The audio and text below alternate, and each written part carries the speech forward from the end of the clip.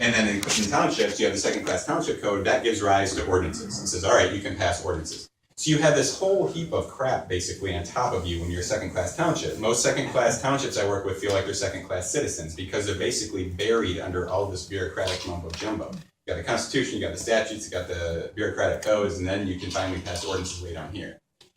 If you're home rule, you get lifted out of most of that. You have the state constitution, and then you have your home rule charters directly underneath the home rule Pennsylvania Constitution. It actually takes on the legal force and authority of state statutes. So you're no longer underneath all of the second-class township stuff, the MPC stuff, all that. You get lifted out from underneath that, and you essentially are writing a local constitution, a local charter that's got the legal force of state law. So if you look through the state statutes, you've got, 83 is oil and gas, 94 is municipalities, 97 is agriculture, all this stuff. New home rule charters just get added in at the end of the state statutes behind all the volumes. So they take on the force of state statutory law. So it's a stronger legal foundation. It's also a stronger PR foundation because right now, even if you get your second-class township supervisors to do what you want them to do, it's essentially 3 or 5 people, depending on how many electeds you have, that are making the decision. It's much more democratic to say we're home rule. We have actually had a majority of the people that live in this community say this is what they want. It's not just 3 people making the decision, it's the majority of people that live here. So that's a better argument both legally as well as in the press. So then have you had that used against you in and I'll use my township, which is Hepburn Township, which is north of here. And we had 68% voted for it in this election. If we were to pursue something like that, yes, we could get it on the ballot. Yes, I don't know how we did it. We could conceivably win. Corporations obviously will come in and try to do some, as you said, stack the deck. Would they come in with their own home rules then that they could pass that would be far worse than what we currently have? Possibly. It's always one of the questions that comes up is, do we want democracy or not? And if we do, what are the risks? Fair and simplistic. Let's have a better answer to that question. There is one thing in the... to come back to that, not to completely blow that off, that is a fundamental question, is, do you think people should be able to make decisions, with the Democratic majority? But the other side of that is, if they tried to come in and pass even more restrictive laws that violated people's rights in favor of the corporations, you have civil rights laws that you could try to sue underneath and to get out from underneath. You could do your own legal challenges against it. So, you do have legal tools to say that your rights can't be violated even if a corporation would try to restrict them. Okay, with regard to the pipeline, I was trying to think on how to carry that out.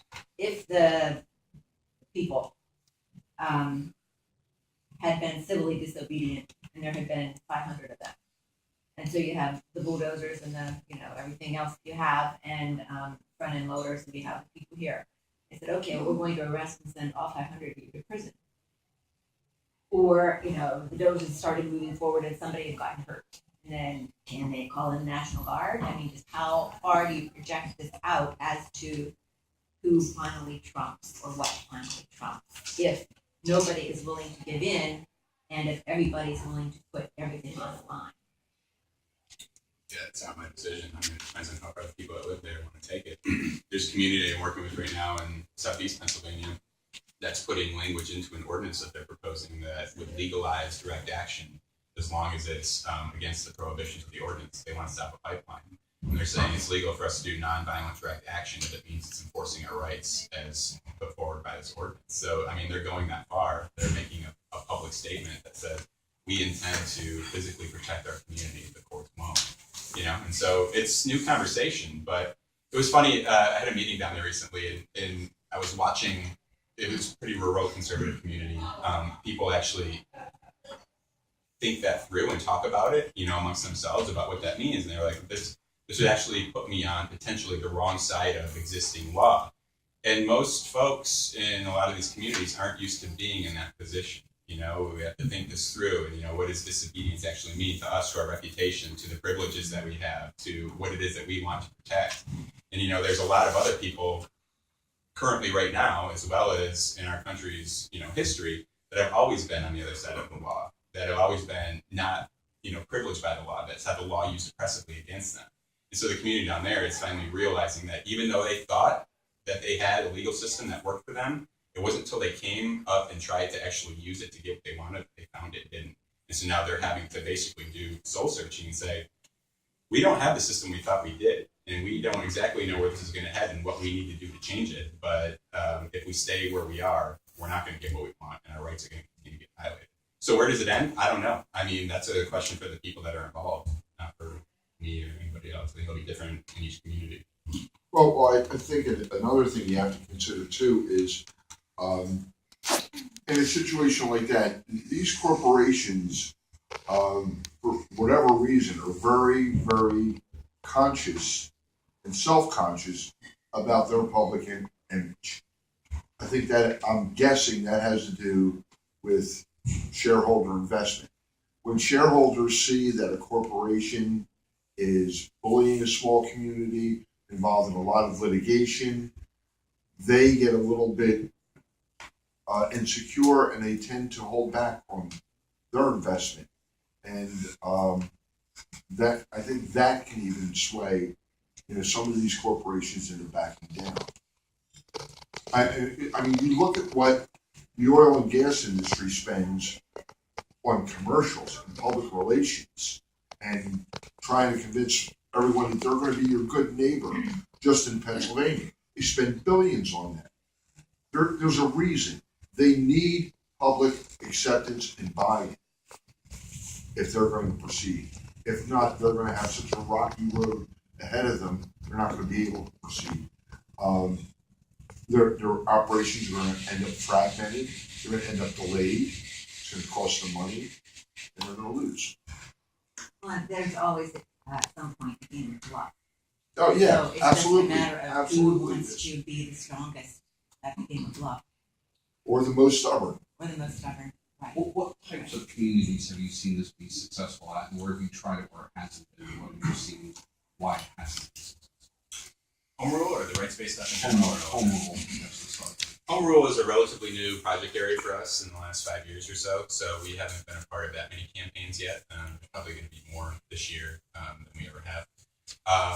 But demographically, I mean, most of our work historically in Pennsylvania has been rural conservative areas. I never ask anybody's political affiliation. I don't really care. But it's often been places that other people wouldn't expect it to take hold.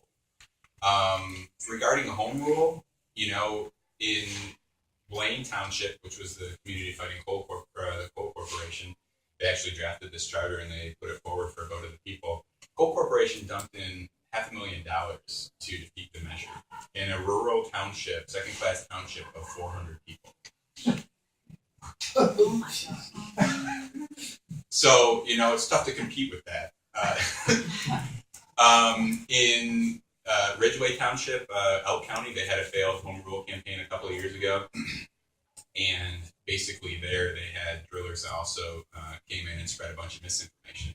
And so really it comes down to running a campaign at some point if you want to win. Because if people don't know what home rule is and they don't have a sense of why it's going to be good for them, they will automatically vote no.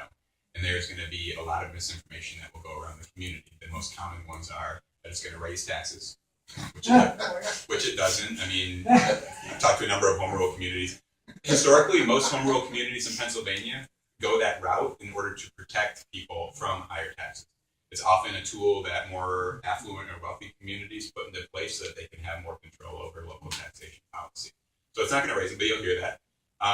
You'll also hear that it's going to cut off your municipality from other sources of state funding that you would usually have access to, which it doesn't. It doesn't cut your municipality off from other sources of state funding. Those are the big ones. That maybe it's going to bankrupt you or things like that. You'll probably hear that it's going to kill jobs. It's just the one that rolls off the tongue. But those are the big ones. So those are the criticisms, and they work. And if people don't have enough of a campaign that can get out and quell that stuff and actually get the real story out, then those are the things that people will remember. Ooh, I don't want my taxes to be raised, and they vote no. So, Has CELDF ever created a handout that people can then make their own about those? This is what you will hear. These are the facts. This is true. This is false. yeah, and we mostly do that community by community. So depending on what the makeup of the community is, but But yeah, you have templates. You have things you've done. You can look at something yeah, definitely and a lot. work on. for How that, do Nicole. the provisions in our constitution, the environmental provisions, Article 1, Section 27, how do they play into CELDF's strategies, initiatives? Yeah. It's a piece. And frankly, when I read the Supreme Court decision overturning Act 13, I had to sit down. I was not expecting that at all. Where the Supreme Court actually finally recognized that Article 1, Section 27 has some authority. So that was great, and I was floored that they said that. On the flip side, the authority that they gave to municipalities in order to enforce Article 1, Section 27 was in the tool in the form of zoning.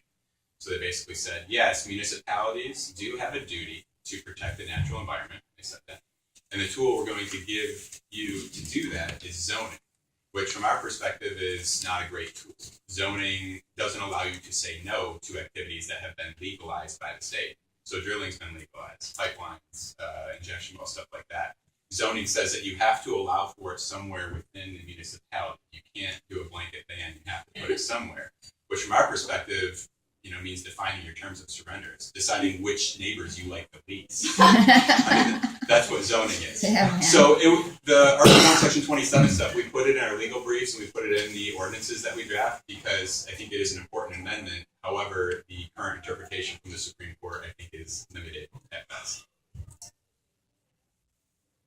Within the, Wait, I didn't actually know. That's all right, go ahead, Harvey. Okay. Go ahead. You turn Harvey. within our current ordinances, the the municipality planning code says that the elected officials must protect the health, safety, and welfare of the residents. Nowhere does it say it has to protect the health, safety, and welfare of the developer or someone who wants to build something that the community doesn't want. And I don't see that ever being used as an argument. Well, but the developers have most of the legal protections. The corporations have most of the legal protections. And so the oath of office for second-class township supervisors requires them to do two things: to uphold state and federal constitutions and to protect the health, safety, and welfare of the people that elected them. So that's the argument that we work with people to make, is that, and honestly, by the time most people get on the phone with me, they're already pissed off at their elected officials, at their supervisors. But I have sympathy, real sympathy for a lot of them, because the number one thing I hear from municipal elected officials in Pennsylvania is my hands are tied. Mm-hmm. And they actually honestly are by their oath, because how can they uphold state and federal law, which currently gives most legal protections to the developers and the corporations, while at the same time protecting the health and safety of the community that elected them? It puts them in a real bind. So where do they turn when they have that question? They're like, oh boy, here's my oath. What do I do? How do I uphold state and federal policy that's oppressive when I also protect my community? They don't turn to the people that elected them. They turn to the municipal solicitor, turn to the lawyer. Mm-hmm. The solicitor doesn't work for the people of the township or the municipality, whatever it is. The solicitor works to protect the municipal corporation's assets. So each township or borough or city or whatever it is an actual public municipal corporation. It's got certain financial obligations and things like that. The solicitor is appointed or hired by the elected officials in order to protect the assets of the municipal corporation, not the municipal people. So the number one way that municipal solicitors measure their worth in Pennsylvania is by how long they've been able to keep the municipality from getting sued. That is, it's just, how it's done. Because they don't work for the people. I've seen this play out, more times than I can count. But the supervisors say to the solicitor, what can we do here? And the solicitor doesn't turn to the people. The solicitor turns to the law books. He says, look, this is state and federal law. Clearly the oil and gas corporations have an advantage here. Clearly this is beyond the authority of the municipality to make law on this stuff. They're not steeped in constitutional stuff. They don't really give a damn about the rights of the community because that's not who they're working for. And so they issue an opinion to the supervisors or to the elected official and say, look, this stuff's pretty cut and dry. You are defined very narrowly under state and federal law in terms of the powers you have. And so if you do this, if you try to take action to protect the health and safety of the community, you're going to get sued. And most municipalities in Pennsylvania are broke or poor. And the threat of a lawsuit from a large multinational oil and gas corporation or whatever it may be is very scary for people.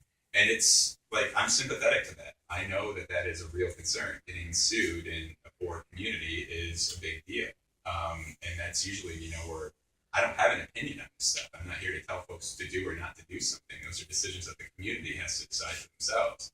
Is the threat of a lawsuit so great that we're willing to give up our rights or not even assert them? And it's not a decision that I can make for people. That's a lot of times where it comes down to. And so back to your point, it's a great point. Our supervisors and elected officials are asked to do two very contradictory things in many cases. And, the communities that are successful are able to usually convince their elected officials that they want them to actually go against the advice of the solicitor and take the side of the people. That's an uphill battle, and that's where home rule comes into it. Just to fill everybody table in Fairfield Township, in 2013, we paid our solicitor about $6,000 to $7,000. Last year, because of a homeowner lawsuit brought against the township establishment of Shaheen Natural Gas, we paid our solicitor almost $20,000. This year, township budget $35,000. How many people in the township? 2,800. Oh, it really hurts. And it's smart. And in the meantime, we're getting all this very protective advice from our solicitor. He's making out like crazy. Financial. Yeah, the memos he's issuing are not public. He doesn't even put it into writing when he does it. He's executive session, so they go into the back room, and I have no idea what they're discussing. And you can't request it with a public records request either. I've tried. Tried You it. won't get it. The Attorney- communications attorney-client from privilege. Yeah, Yeah. you won't. Well, if I may, I think another issue, the way Harvey was describing it, that the township supervisors take an oath to protect the health and welfare of the community. That being said, what they also have to do is, respect the rights of a person to conduct commerce. And that's where the corporations sort of get around that issue, because they don't have the right to restrict a person's ability to conduct business. So it's kind of like it's almost an apples and oranges, argument there. It's not the health and safety of the corporation, but it's their right to conduct business. Yeah, and I have a couple, and I'll let others, but in the places where CELDF has assisted a community to either enact home rule or adopt rights-based ordinances, and they have subsequently been sued, do you mean that CELDF specifically takes on and represents the party that's been sued and bears the cost of defending against that lawsuit? So we offer free legal services. What does that mean, please? Thank you, sorry. So the costs that we ask to be covered, and if I start working with the group as well, whether it's me or an attorney if there's litigation, are travel, basically travel, meals, things like that. Other costs that would be incurred by a community, filing fees, depending on what court it goes in. We can't force ourselves on a community to represent them. So if a township enacts an ordinance and they get sued, we offer our legal services to that township if they want to retain us. We can't actually force them to retain us. So one of the other things that we basically require right now, if communities are going to work with us, is that there also needs to be a functioning community group that would be willing to intervene in the litigation if the township does not want to take us on. So that the community group could actually try to intervene in the litigation, have us represent them, and carry on with the defense of the ordinance. Because usually what happens, not usually, but what can happen, is even if the supervisors are on board and they pass an ordinance, and they take the side of the community, when the lawsuit comes in the door, first of all, everybody freaks out. And then, second of all, there are a lot of pressure points that can be put on the supervisors to try to sell it or to repeal the ordinance. There's going to be all kinds of settlement offers made by the corporation. The insurance company that backs up the municipality is likely going to say that they're going to disclaim coverage based on the lawsuit, all this stuff. So there's a lot of ways that the supervisors can get forced out of the situation, which is why at this point we require community group involvement so that the ordinance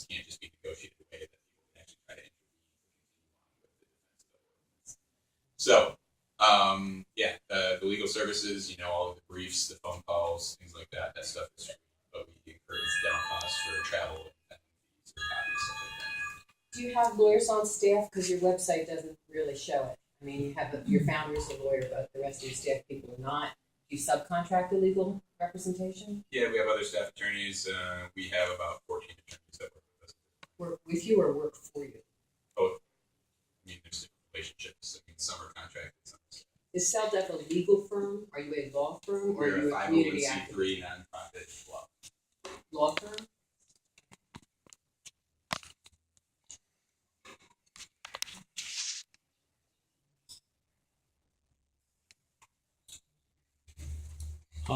You have more? No, Go I ahead. wouldn't. Finish your thoughts. No, Finish go your for thoughts. it. Okay, please. Stop. Well, I have a couple. So I do you too, got- but you can go. The with the home rule charter, your decisions, your planning, your ordinances are then put on par as the same decisions and acts of the Pennsylvania legislature, and that is still pretty unchallenged as a reasonable statement. What's that? So if anything that you would pass under your home rule charter, the state could be a party in it at a number of different levels. I'm not sure. Well, all the preemptive acts, say the oil and gas act.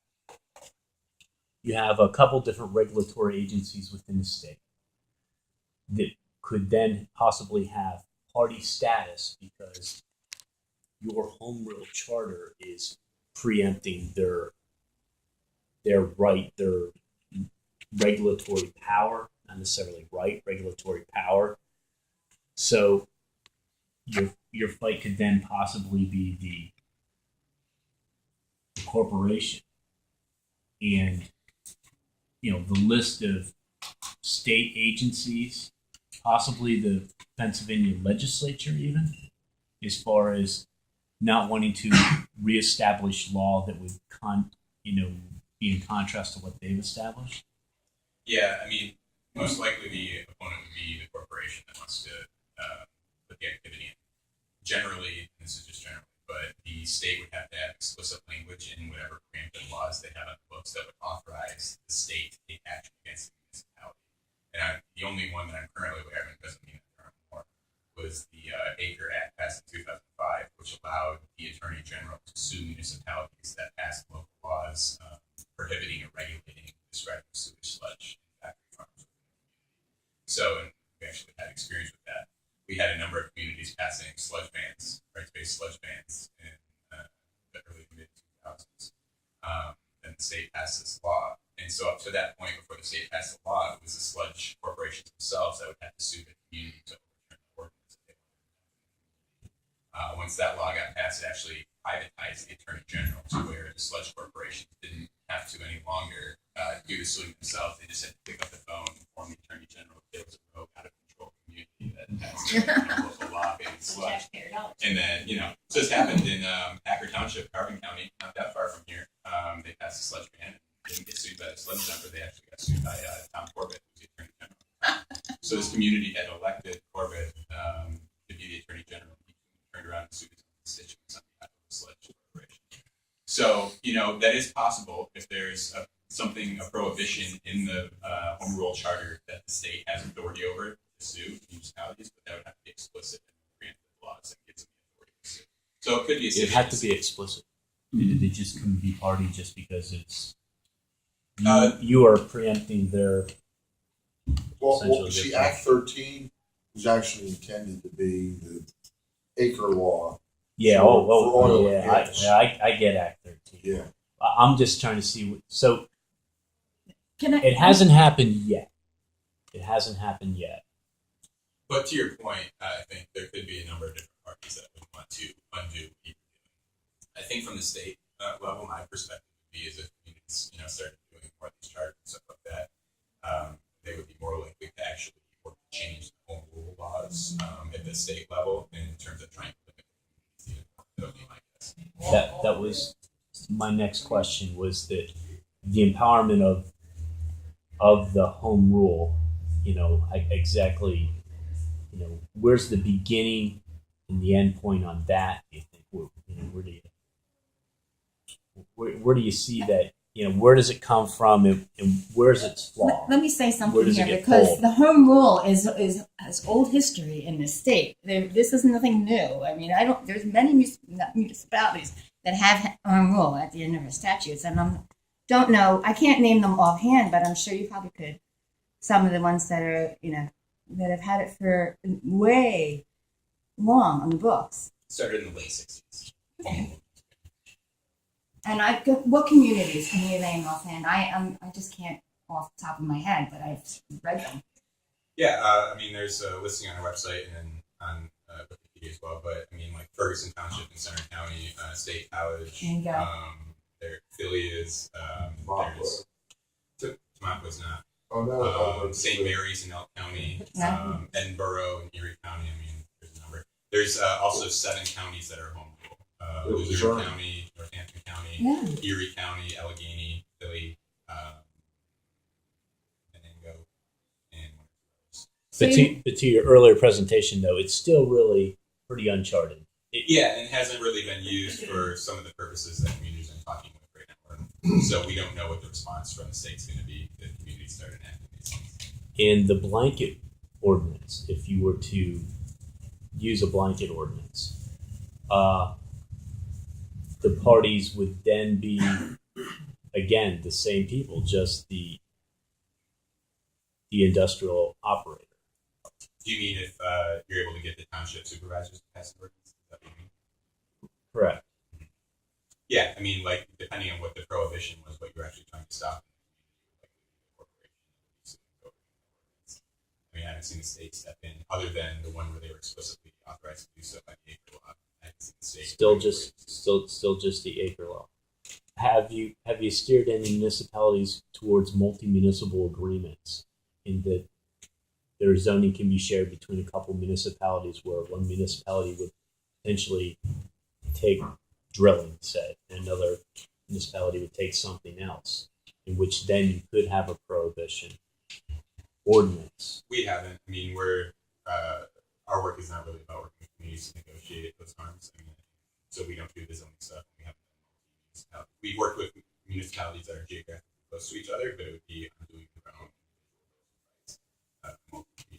So the basis is all the individual, the Bill of Rights. Yeah, thank you.